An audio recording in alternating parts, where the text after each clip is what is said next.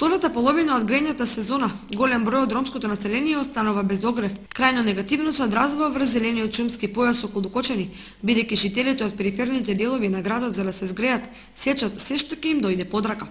Со секири, пили и со рачни колички и запреги на загрозените секојдневно излегуваат до околните борови насади, сечат од неколку децениските стебла и ги носат дома за да го запалат огнот.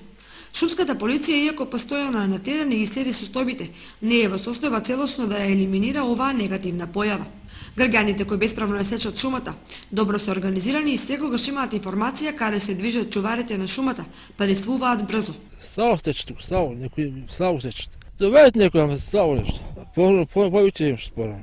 Некој може што нема дрва и бере се, кој си има дрва не доаѓа да бере да сече дрвца. Бор.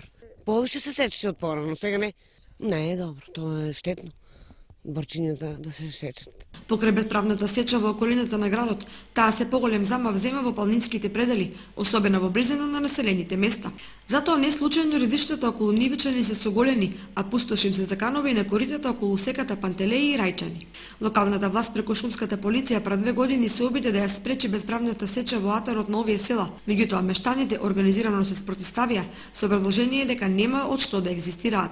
Штетата од таквата појава е повеќе кратна, бидејќи се сечат млади дабови и букови дрвја со дебелина од само неколку сантиметри, поради што бесправната сеча добива димензии на уништување, односно